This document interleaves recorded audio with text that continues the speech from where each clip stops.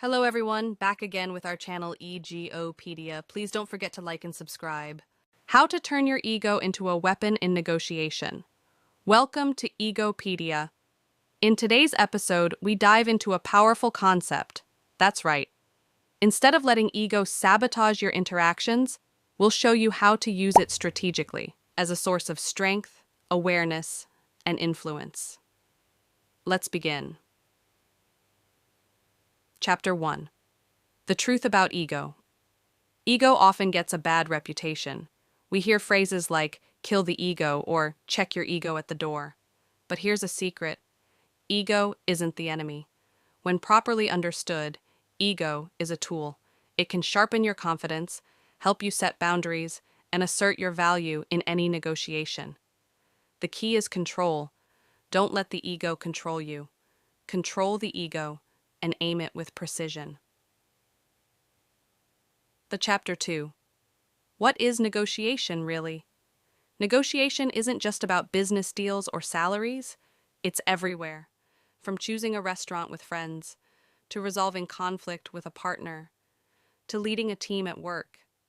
At its core, negotiation is about two or more people trying to align their interests or protect their own.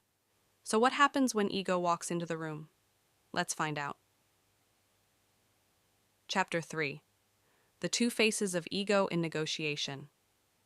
There are two types of ego in any negotiation: destructive ego and strategic ego. Destructive ego seeks to dominate. It wants to win, no matter the cost.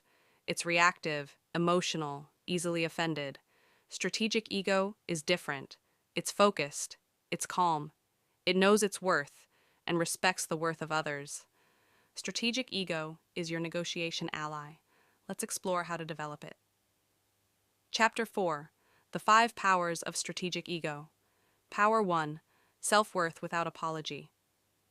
Negotiators with a strong ego don't shrink. They speak with clarity. They don't say, "Sorry for asking." They say, "Here's what I bring to the table." Knowing your value without arrogance is key to asking for what you deserve. Power 2. Calm under fire. Ego can flare when we feel attacked, but the wise negotiator doesn't react. They pause, they breathe, they observe, then respond with intention. In this moment, ego becomes your shield, not your sword. Power 3. The mirror principle. Use ego not to inflate yourself, but to reflect the other person's needs. Listen deeply. Validate their concerns. Make them feel seen and respected. Their defenses drop, and guess what? Your influence rises. Power 4. Confidence as currency. People follow confidence, not arrogance, not neediness. Calm, unshakable confidence is magnetic. When you walk into the room with inner certainty, your offers carry more weight, even before you speak. Power 5. Boundaries without bitterness. A strong ego allows you to say no, clearly and kindly, no guilt, no drama, just clarity, and that makes people take you seriously. Chapter 5. Ego traps to avoid. Even strategic ego has traps. Trap 1. Needing to win. Remember, negotiation is not a battlefield, it's a bridge. Seek mutual gain, not ego gratification. Trap 2. Over-talking. When ego gets anxious, it rambles, but silence is power. State your terms, then wait. Trap 3. Taking things personally. If they reject your offer, it's not an attack on your identity. It's just a signal to adjust. Don't bleed emotionally. Adapt strategically. Chapter 6. Practical examples. Let's apply this. Example 1. Job offer negotiation. Instead of saying, I was hoping for a little more, if that's okay. Try this. Based on my experience and market benchmarks, I believe this role aligns better with a range of 20 to 25,000. I'd love to find a number we both feel great about. Strong, director, respectful. Example. 2. Resolving conflict at work. Ego wants to say, "You never listen." Strategic ego says, I feel unheard when decisions are made without my input. Can we build a better feedback process? It's assertive, but solution-focused. Chapter 7. Training your ego for negotiation practice is key. Here are 3 exercises. 1. Mirror practice.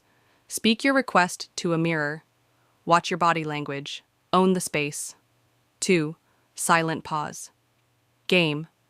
In conversations, count to 3 after making a point. Resist filling the silence. Let your words breathe.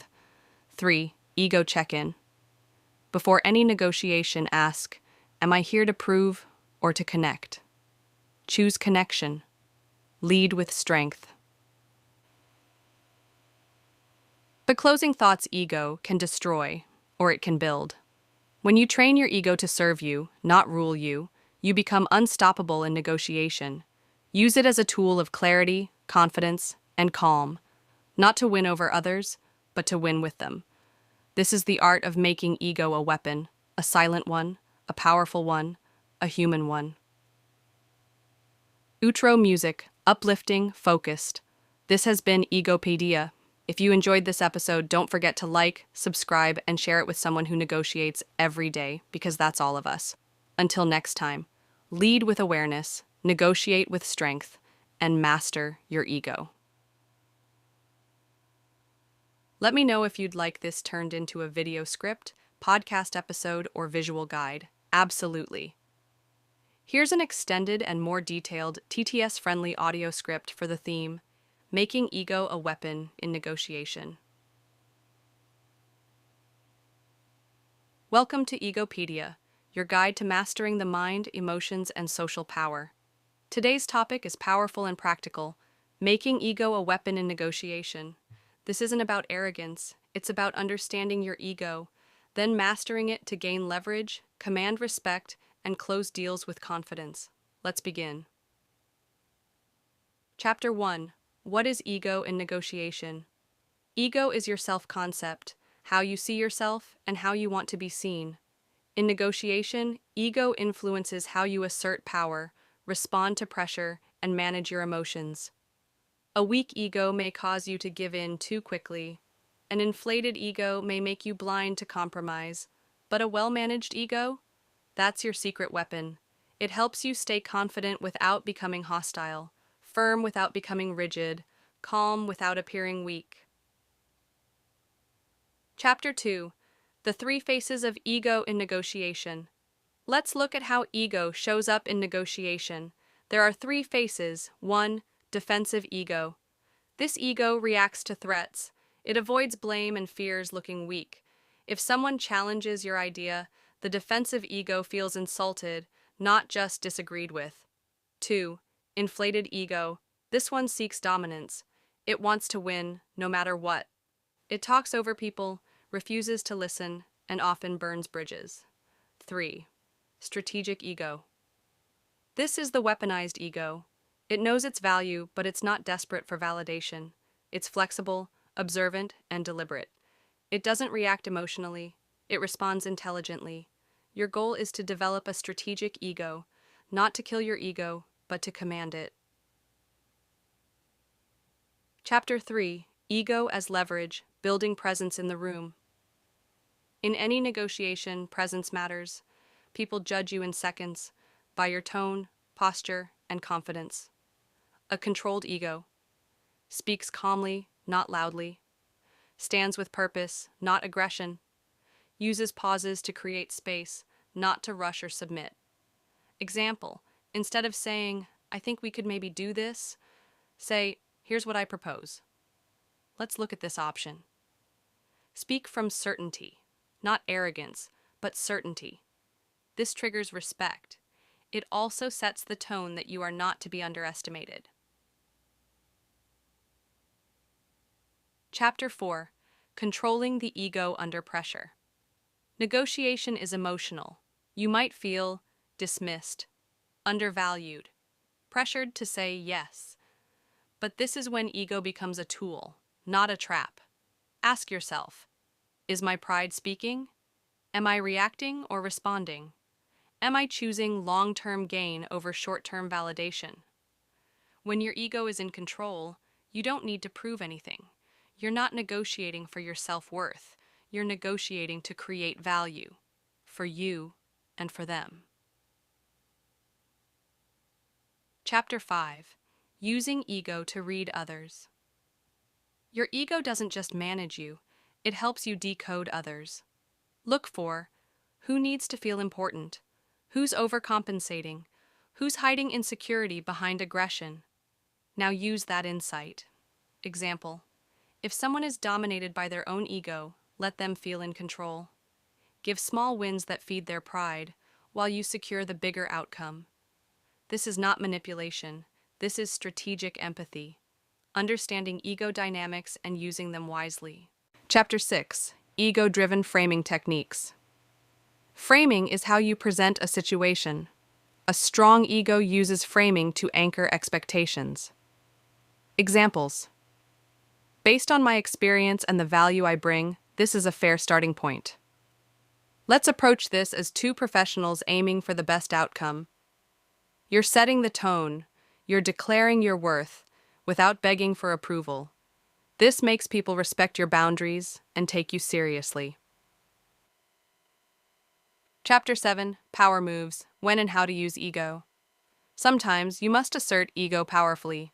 When someone tries to intimidate you, when they undervalue your contribution, when silence is needed to increase tension. Tactical tips: use silence after delivering a proposal. Let them speak first. Silence shows confidence. Walk away when your value isn't respected. A strong ego doesn't chase, it attracts. Maintain eye contact. Don't flinch when challenged. That's presence, not pride. Chapter 8. Ego as a shield, not a sword. Here's the paradox. A true ego warrior doesn't need to fight all the time. Let go of small ego battles. Focus on big wins. You don't need to win every point. You don't need to correct every comment. You don't need to prove superiority. Why? Because ego that's always on the attack ends up alone. But ego used as a shield, with restraint, earns loyalty and respect. Chapter 9. Tactical ego phrases in negotiation. Here are phrases that communicate power and preserve your position. Help me understand your position better. Invites clarity without sounding weak. That doesn't work for me, and here's why. Sets boundaries without hostility. Let's circle back to what matters most. Refocuses the conversation when it drifts. I understand your point. Here's mine. Acknowledges, then asserts. I value this relationship. Let's find a win-win. Balances ego with diplomacy. Chapter 10. Ego check before closing the deal. Before sealing any agreement, ask: am I doing this for the win or for validation? Is this outcome sustainable? Will I be respected after this, or just feared? If your ego feels satisfied, but the relationship is broken, you've lost. True power is walking away without bitterness and shaking hands with clarity. Closing thoughts. Ego is not your enemy. It becomes dangerous only when it controls you. But in negotiation, when mastered, your ego becomes a compass, a shield, a force. It helps you claim your value, read others, and lead the room with calm power. So remember, don't kill your ego. Train it, master it, use it. That's how you make ego a weapon in negotiation. Thank you for listening to EGO PEDIA. If you found this valuable, don't forget to subscribe, share, and stay tuned for more deep dives into human psychology and power dynamics.